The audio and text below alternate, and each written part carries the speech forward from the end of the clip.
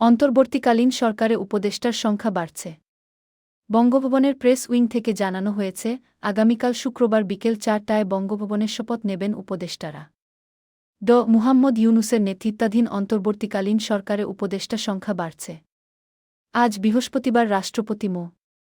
শাহাবুদ্দিনের press সচিব জয়নাল আবেদীন বিষয়টি the daily স্টারকে নিশ্চিত করেছেন। তবে নতুন কতজন উপদেষ্টা হবেন সেটা তিনি জানাননি। বঙ্গভবনের প্রেস উইং থেকে জানানো হয়েছে, আগামীকাল শুক্রবার বিকেল ৪টায় বঙ্গভবনের শপথ নেবেন উপদেষ্টারা।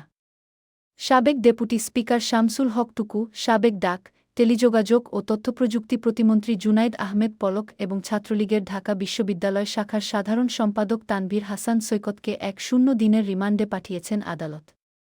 আজ বিকেল ৩টা ৫ মিনিটে টুকু, পলক ও সৈকতকে আদালতে হাজির করে ১০ দিনের রিমান্ড আবেদন জানান মামলার তদন্ত কর্মকর্তা পল্টন মডেল থানার উপপরিদর্শক মো. ইউসুফ। ঢাকা মেট্রোপলিটন ম্যাজিস্ট্রেট মো. রাশিদুল আলম আবেদন মঞ্জুর করেন।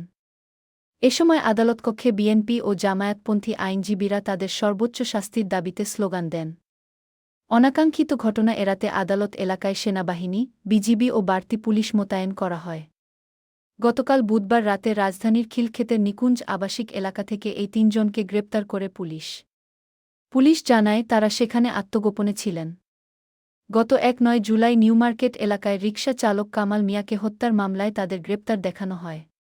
ঘটনার পর ভিকটিমের স্ত্রী ফাতেমা খাতুল অজ্ঞাত আসামিদের বিরুদ্ধে এই মামলা করেছিলেন। রিমান্ড আবেদনের সময় মামলার তদন্ত কর্মকর্তা বলেন, প্রাথমিক তদন্তে ঘটনার সঙ্গে আসামিদের সংশ্লিষ্টতার প্রাথমিক প্রমাণ পাওয়া গেছে। তাদের নির্দেশনাতেই অন্য আসামিরা অপরাধ সংঘটিত করেন।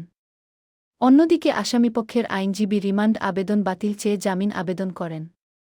মামলার এজাহারে বলা হয়, গত ১ জুলাই সন্ধ্যা ৭:৩০টার দিকে পল্টনের ভিআইপি রোড মোড়ে যাত্রীদের জন্য অপেক্ষা করছিলেন কামাল।